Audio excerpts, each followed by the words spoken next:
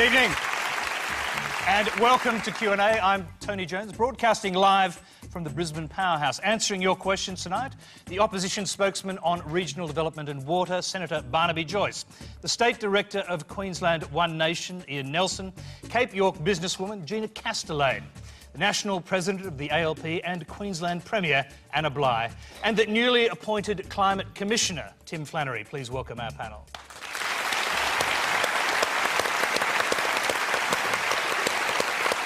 Okay, Q&A is live from 9:35 Eastern Daylight Savings Time. We're simulcasting live across Australia on ABC News 24 and across the region on the Australia Network. And you can go to our website, I should say, to send your questions live and join the Twitter conversation using the hashtag that's on your screen right now. Well, as we go to air tonight, a thunderstorm is raging over Brisbane, but it's the political storm over refugees and multiculturalism that's leading the political agenda. Our first question tonight comes from Oliver Squires. Well, thanks, Tony. Barnaby Joyce, do you agree with Scott Morrison when he says that the asylum seekers from Christmas Island shouldn't have been able to attend the funerals of their family members? Or do you agree with Joe Hockey when he says he would never take away anyone's right to say goodbye to their loved ones? Yeah, well, what we've got there is a misquote of what Scott said. He didn't say that they shouldn't attend the funeral. What he did say was that we should check the costs, and I think that is a fair statement. We're looking at about $14,500 per person, and I suppose the first question that could be asked is, could we have done it cheaper? And if you can do it cheaper and still bring the outcome, then that's a fair question to ask. With Joe, How would you do it cheaper, by the way, just out of interest? Well, I suppose you could take them on a commercial flight, Tony, as opposed to an RAF flight. There's a whole range of things that we could be looking at as to how we make sure that we don't spend all your money. We've got to try and make sure that in a nation that's in excess of $181 billion in debt, that we try to make sure every penny counts. This is your quote from last week. The price of compassion is not limitless. That's correct. What's it mean, actually? Well, it means, Tony, that you can't just say, well, I have an unlimited chequebook, that there is no end to the price I'm prepared to pay to bring about a certain outcome. You just can't do it. We are not dealing with my money, Tony, or your money. We're dealing with the taxpayers' money, and we have some sort of responsibility there, and people might spin that in any way, shape or form that they like. But we do have a job, and the moment we relinquish that job, we should give up being in Parliament. OK, Anna Bligh, you watched the whole, I think, rather unseemly episode over the drowned asylum seekers last week. Would you agree that neither side of politics came out of this very well? Well, I'd probably use the word you did. I think it is unseemly to be debating the cost of funerals when children are attending the funerals of their parents, as you know, some of these people were. Look, these are not easy questions, but ultimately I felt when I saw the footage of these people dying on our televisions, being smashed up against cliffs in terrible seas, reaching for their children, knowing that they couldn't get there, I felt sick, and I felt that none of us as Australians came out of it very well.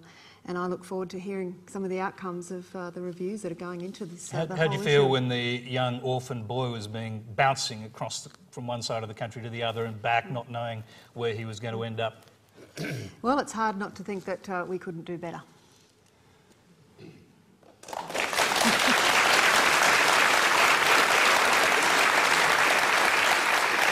Barnaby Joyce, I'll just come back to you just for a moment, because you said you're going to go to Senate estimates and try and uncover the cost of these funerals. That's still the plan, is it? I think that, you know, that is the forum, Tony, as you know. The forum for asking questions about what happens to your money in any side of politics comes from Senate estimates. And there is an expectation that people have a right to say, well, look, I want these questions asked. It's not a question of compassion. It's not a question of whether you believe it's right or wrong. It's a question that you're dealing with other people's money, and they have a right to know how you're dealing with it, because you've got to pay it back at the end of the day. Judging from their website, One Nation has been doing your homework for you. I'm wondering, have you been getting their emails like many others have? No, this is a very interesting thing. No, I don't. I know Ian. I was talking to him outside, but I don't get their emails. I'm not on their mailing list. But, you know, sometimes I get a sense that now, I do get a bit worried, Tony, that now we're going to sort of launch ourselves into trying to create a pariah out of One Nation. That, you know, we can't persecute these people, as you certainly shouldn't, So we are going to persecute these ones instead, and I think that's wrong. Who's persecuting them? Well, this idea that any person who even says hello to somebody from one nation is somehow a form of pariah, and I think that's wrong. Ian Nelson, do you feel like a pariah? No, certainly not. Well, okay, let's move on then. I presume that you back Scott Morrison's, going back to the original question, I presume you back Scott Morrison's original stand on the funerals. Well, yes. We have always said that you've got to start counting your dollars, very simply.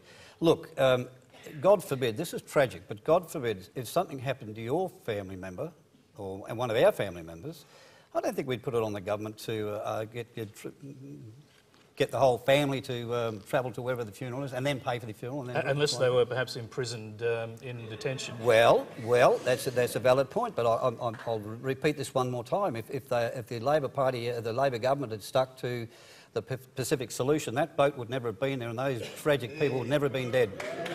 Were you surprised, just briefly, were you surprised to hear Scott Morrison so clearly echoing the views that you put out on this subject on your website? Not at all. I mean, we're Conservatives, the same as the Liberal National Party are.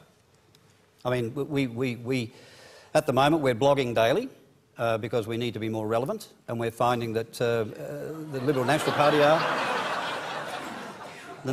are, you know, people with the same like-minded views. And picking up your views and running them as policy? You said that, not me. It's a question. Well, they might. They might. But, and we're happy about that. The same as when political parties use our policies. We're happy about that. We're not here to govern Australia. We're here to keep politics honest. OK, let's go to our second question of the night, because it does, and we'll bring in the other panellists after that, but it's on the same subject, and it comes from John McNaughton. What action can the average Australian or Queenslander do to stop the drift towards multiculturalism? The boat people seem to be having more rights in Australia than do people who are born here. Gina, can I get you to comment on that? I'm going to bring in the rest of the panel on this, but that's a view that's out there. What do you say? Well, first of all, I'd just like to say my father was a boat person, and actually my people have been...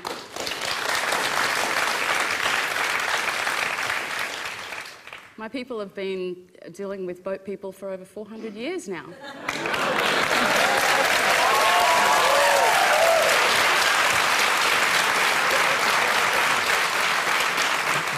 Ian Nelson, I'll pick you up on that question. Well, I think what the gentleman meant was we have legislation in force in Australia that basically looks after ethnics very, very well, and we could be discriminated against at any time. Precisely. We can be discriminated at any time if we seem to have offended someone. And you know what? We don't agree with that. Our women, why do they have to cover themselves up on a certain day to go swimming? I don't actually. What, your women? When you say your women, who do you mean? Australians. Australians. Yeah. Australian. So they should swim naked? Well, no. Well, that'd be nice, but no, not at all, Tony. What I'm saying is now we have a call by the Muslims to insist that our women be properly covered, appropriately covered when they go swimming. Wearing a burqa? I don't get it. Anna Bligh, I've got to bring you in here. I mean, have you heard the call for all women to wear burqas on the beach? I haven't heard that one. I haven't heard it, but I'm not in the naked swimming camp either. So. Where do you sit on this question? It's a serious question. Well, no, I think it's an interesting question. It implies that there is some drift towards multiculturalism. I turned 50 last year, so I've been around in Australia for a little while, and you know, the Australia I grew up in had people from all different nations in my neighbourhood, and throughout the 1970s, as I was becoming a young adult, many people arrived from Vietnam, and I don't recall it being so difficult to accept. And then we had waves of people from China, for example, after Tiananmen Square. I don't see a drift happening now that wasn't happening in the 1980s, in the 1970s, in the 1960s. I see the Australia, the modern Australia that I'm part of, looks, you know, it looks as multicultural to me as it did. There's more people, but the mix, I'm sure some of them are coming from different countries, but, you know, I love it. I love the fact that look at these people here. Just quickly on this, the other part of what the gentleman said, boat people seem to have more rights in Australia than people who were born here. Are you disturbed that kind of idea has taken root? Look, I think it's very unfortunate that people would think that. Australians enjoy, I think, some of the best human rights in the world, and we're very lucky. We have, an unfettered right to practice our own religion, to vote, to get health care, to, wherever you look. When you look around the world, it's pretty hard to think of a place that you'd rather be than being Australian when it comes to exercising rights. And if I was living in a detention centre, I don't think I'd think that I was somehow better off than your average Australian. Let me just go to Tim Flannery on this. I know you're here to talk about global warming primarily, but this issue is raising temperatures, no question about that. Look, I think people just fail to see that this has been a multicultural country from the very start. The first fleet had Greek pirates among it. It had black people from the West Indies. The very first festival celebrated in this country on any scale was the Festival of Ali in 1806 in Sydney, a Muslim festival. So we have been multicultural from the very beginning. We're going to continue that way. It is just in the fabric of this country. Barnaby Joyce.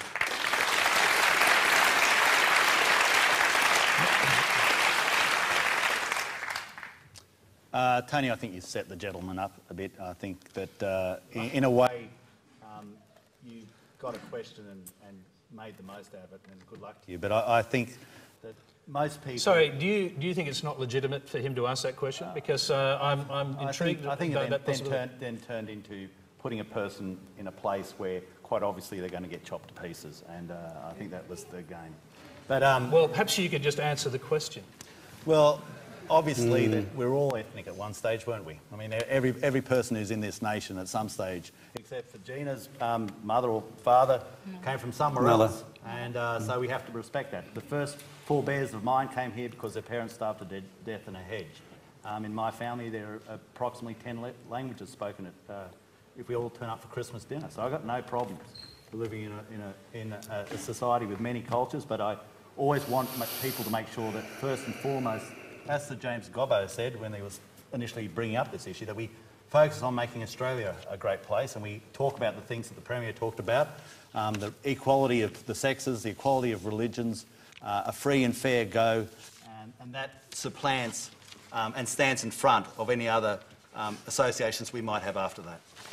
And just briefly on the other part of that question, boat people seem to have more rights in Australia than people who were born here. Is that something you agree with? No, I don't. I think that when you arrive in a new country, it's tough going, and it's a hard row to hoe, because you have to try and make your way in an area where probably your language that's spoken is not your first language.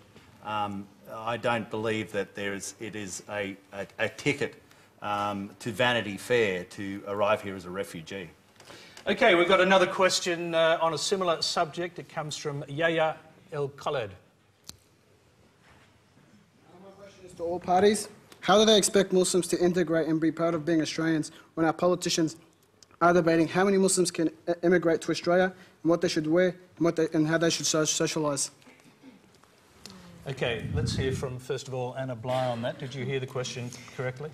I did, and I think any Australian government is always going to want to have a debate about how many people can be brought into the country in any particular year.